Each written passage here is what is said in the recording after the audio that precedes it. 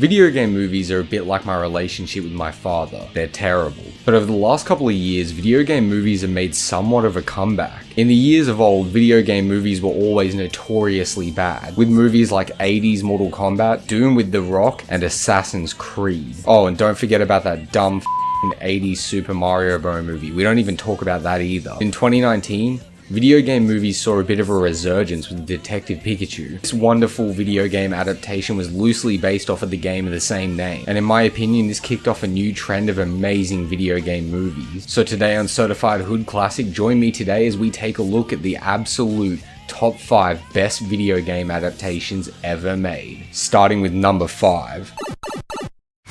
I'm Sonic, a little ball of super energy? Sonic the Hedgehog is a 2020 movie that was created based off of the video game of the same name, and it was directed by James Fowler. And its two main actors are James Marsden and Jim Carrey. Right off the bat, this movie is a very faithful adaptation to the Sonic universe and managed to capture the very vibe that Sega is trying to go for in the games. This movie accepts exactly what it's trying to be and doesn't try to be any whack-ass shit.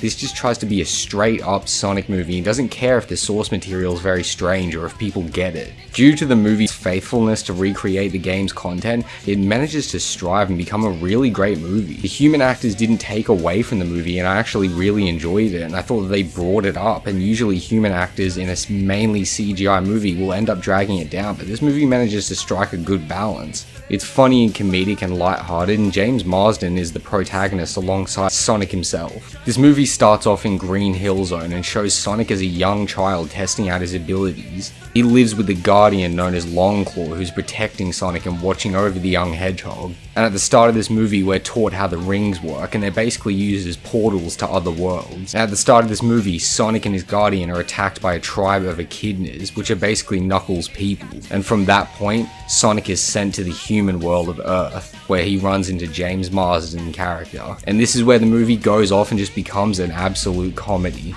It basically plays out like a buddy cop movie, and I kinda like this dynamic. I thought it really worked. And let's be real, the Sega universe is a pretty strange one, and Sonic is a pretty weird story to consume, so it's honestly kinda surprising how well this movie turned out. It's well shot, well directed, and well acted. I thought the CGI was used in small bursts, and it was used really effectively. And thank God they ditched that dumb-ass original design for Sonic. That was the most terrible design ever. I'm so happy they just wiped that clean off of the slate. Look at this monstrosity. Like, I can't believe this was the original design. It ends up being a faithful recreation of the game universe and manages to translate its story to the film. It manages to spin its own unique original take with new characters and set up its own movie universe, and I was really enthralled in this world. It's not a perfect 10 out of 10 movie by any means. It's not Shakespeare. I mean, this is still a Sonic story. It's still dumb, it's still for kids, it still has good action moments and lighthearted comedy, but it's still a great movie all round. And let's be real, with how strange the Sonic fandom is, it's a wonder that this movie isn't complete garbage. I hate all you freaking Sonic haters! Sonic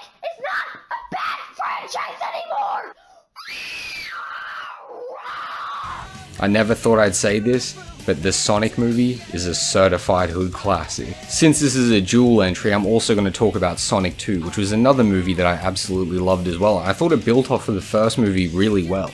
It introduces so many new elements to the Sonic lore and the Sonic world in this movie universe and manages to build off of it really well. It adds Knuckles and Tails and manages to show off new abilities for Sonic, new locations, and just overall opens up the story.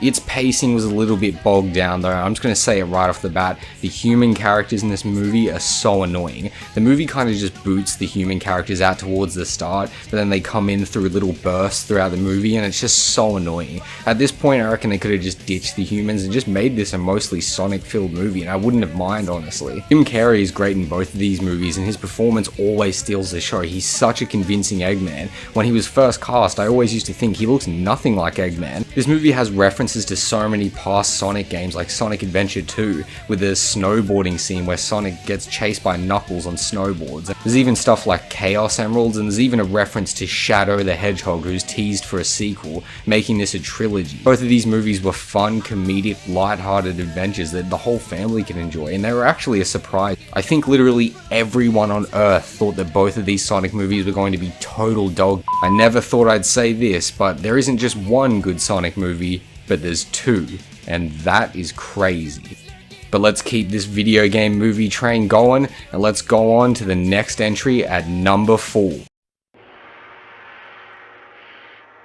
If you're like me, for many years we all waited and held our collective breath for a good Mortal Kombat movie, but us fans were always let down. It was until in 2021 we finally got one. This movie loosely follows the adaptation of the very first video game, but manages to change it up and make it a more movie-like experience. Instead of being centered around Johnny Cage, it's set for a new character with new original abilities and a new story. This regular human guy is so forgettable and so bland, and he's just a character that I overall don't give a about. It's honestly wild to me that Mortal Kombat is such a massive universe with so many iconic characters, and yet for this movie they invented a new human character to be the protagonist. Like, they couldn't just make Scorpion or someone the main character. Like, people would have loved that. Nonetheless, we still got a decent Mortal Kombat movie, and it's actually pretty good. It's well shot, extremely violent, and has amazing action, so it ticks all the boxes for a good Mortal Kombat movie. This movie was panned by some critics and people criticized it, but like, I really don't understand what else you expected from a Mortal Kombat movie. People said, oh, it's just gratuitous violence and it's just killing over and over again, and it's like, bro, you went to see a Mortal Kombat movie, like what else were you expecting? He delivers on the action, the spectacle, and just the raw vibe of the Mortal Kombat universe, and it captures it so well. The characters represent their game counterparts, but they look slightly different, and some of these were for better and some were for worse. I didn't love the look of Raiden in particular. I thought his CGI was a bit cheap looking. I also thought that Scorpion looked like a bit like a budget samurai, to be honest, from Wish.com, and I don't know, he just didn't look super convincing for me. Sub-Zero looked pretty badass though, but like, I really don't understand how you can screw up an ice-themed ninja. It's like brain dead simple, but it fits the Mortal Kombat universe, and it doesn't have to be a complex story. It still just fits what they are trying to go for here, and I kind of like it. This movie has fun and simplistic characters that are charismatic but also slightly forgettable. Like I said, it doesn't have the world's most memorable narrative, but Mortal Kombat is like a video game franchise whose plot you could probably sum up in about 2 sentences. It's just different colored ninjas fighting on different stages. I mean, the fact that this is even a full 2-hour movie is kind of surprising. It delivers on the gratuitous violence, the extreme gore, and the ninjas and all the different colored abilities that the fans are waiting for in a Mortal Kombat movie. Mortal Kombat movie is also a certified hood classic. This is a joyless, soulless exploitation of nostalgia of an IP, and it's a paint-by-numbers kids movie, but with— Man, shut the Angry Joe Rogan. The hell do you know about Super Mario? If you've been endlessly scrolling through YouTube looking for a decent review of Super Mario, don't watch any of these other YouTubers. Watch me. Certified hood classic. Let's go. Don't even bother listening to these idiot critics like Joe Rogan and whatever the rest of these other YouTubers are saying. Listen to a real guy's opinion, like certified hood classic. The Super Mario Brothers movie is absolutely goated. Anyone who tries to say that this movie is bad doesn't know what the hell they're talking about. They don't know a lick about cinema. I've already sung this movie's praises once in this channel before, so I'm not going to go at length here. If you want to watch my review, you can go check it out, or don't. I don't know. Do whatever you want. But overall, this movie is an absolute hood classic, and I'll say it one more time. This movie stars the likes of Charlie Day, Chris Pratt, Anna Taylor-Joy, Jack Black, and Seth Rogen as Donkey Kong. Beautifully recreates the Mario universe and translates it to the silver screen, and all these performances were well cast, and for the story that this movie's going for, they were perfectly represented. I didn't love every single voice, and I felt that some people were trying more than others, but that doesn't change the fact that this is still a great movie and faithfully recreates the Mario universe and brings it to the big screen. This movie is a family adventure, a movie you can take anyone to see of all ages. It's so fun, it's so colorful, and it presents a unique Mario adventure with new characters and new storylines, and it's so much fun. These critics are out here trying to slam this movie, and they don't know what the hell they're talking about. This movie is an absolute hood classic. Go out and support this movie. Don't listen to what they're saying. People have been trying to slam this movie, trying to say all sorts of things like, oh, you know, it's dumb, it's corporate, it feels like a Minions movie. Man, this is way better than Minions. Get that bullshit here. Super Mario Bros. Movie beautifully recreates the Super Mario Bros. Universe and is packed full of references to surrounding Nintendo properties. Everything from other Mario games like Mario Galaxy, Mario Kart, and Super Smash Bros. Old school Nintendo references like Punch-Out and Kid Icarus. The cast are all doing a great job at trying to recreate all of their characters except Anna Taylor-Joy, who's not very good, but other than that, everyone else is doing super well. Seth Rogen again as Donkey Kong is such an underrated casting choice. I love the part where he does the Seth Rogen laugh. Jack Black absolutely kills it as Bowser. And I didn't hate Chris Pratt as Mario, I actually thought he did an alright job. Overall, the Super Mario Bros. Movie, I'll say it again, is a certified hood classic.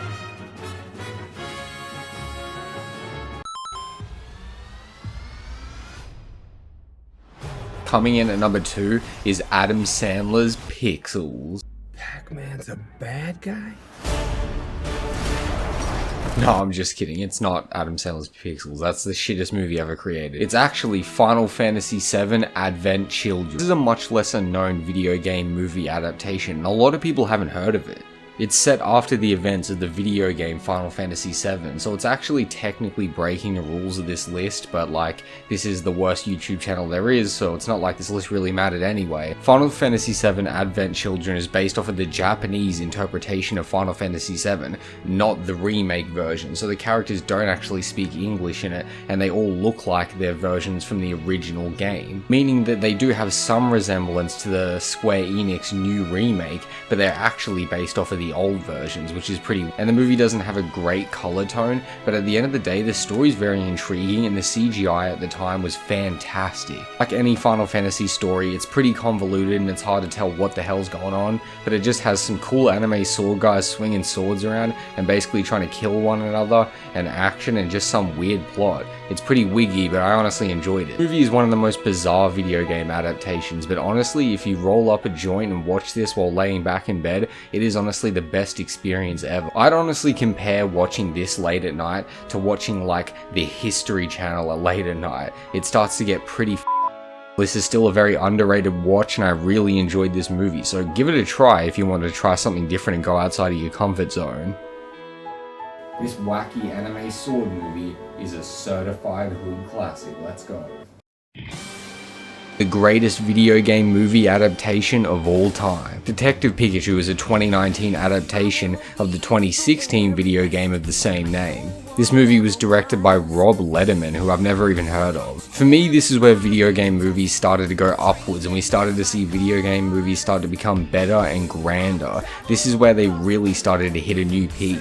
In my opinion, this movie kicked off the recent trend of video game movie adaptation. It's a loose adaptation of the Detective Pikachu storyline, but at the end of the day, it was basically its own thing. This movie borrows elements from all different corners of the Pokemon universe. It uses the Detective Pikachu name to try and have a vessel for the story to ride on, while using a talking Pikachu as its focal point. Comedy is its primary aspect, and the Pokemon are in the forefront. This movie is an absolutely jaw-dropping spectacle. It looks so amazing, and all the Pokemon are so beautifully designed. This is what I imagined as a child what Pokemon would look like if they existed in real life. For years as fans, we wanted a recreation of the Pokemon universe brought to the big screen and done live action, but for some reason Nintendo never wanted to attempt it. But this movie is just straight up amazing. Everything looks so good. It has Pokeballs and references to the Pokemon universe and lots of different Pokemon and comedy and a unique character, but what it doesn't have is Ash Ketchum. For some reason it uses a unique character and ditches Ash, and I really am disappointed by that, considering the fact that this movie was based off of the Mewtwo Strikes Back storyline. It may share the name of the 3DS classic, but at the end of the day, it actually is a completely different story. The only element that this movie actually borrows from the game is the talking Pikachu. It basically copies nothing else from the 3DS game and takes no other elements. This movie is a closer adaptation of Mewtwo Strikes Back, and it shows Mewtwo being created by the humans and him bursting out of the facility. But then it has our new and unique character team up with a talking Pikachu who's on a detective case trying to find Mewtwo, the ultimate Pokemon. This movie is almost like a Frankensteining of all the different elements of the Pokemon universe, and yet I enjoyed it thoroughly. I thought the story was actually pretty good. Nintendo's first attempt at a Pokemon movie, I'm pretty surprised that this is what they went with, a Detective Pikachu movie. But at the end of the day, it actually surprisingly works, and this is a good combination of different elements of Pokemon to bring its own unique movie storyline out to make it stand apart from all the rest of the Pokemon stories. Clearly Nintendo's aspect here and their main goal was to create something that was completely separate from any other existing TV shows or games. So as such, this movie has its own identity and stands apart from all of them, because the Detective Pikachu 3DS game, while being a pretty highly rated game, is a game that is pretty underrated and a game that didn't really sell super well. Like, a lot of people I know have never even heard of it. This movie is a modern classic, and in my opinion, it's the greatest video game movie ever created, because it takes the video game story and actually makes a better one, which is not something that any other video game movie, in my opinion, has ever done. Never has an adaptation actually surpassed the original counterpart, and that's what this movie has done. So in my opinion, it's the greatest video game movie ever created. It takes a relatively unknown storyline and creates it with a new character, a protagonist who doesn't want to be a Pokemon trainer, and unites him with Ryan Reynolds as the main voice of Pikachu and sets him along on an adventure to try and hunt down the most powerful Pokemon, Mewtwo. It takes the elements from Mewtwo Strikes Back and converts them to live action film, and all of the Pokemon look absolutely adorable. All in all, Detective Pikachu is an amazing movie, and it is an absolute certified hood classic. And that, guys, concludes the most hood certified video game movies of all time. I'm not really sure how to end this video, so I'm just gonna go now. Well, that'll be me. See ya.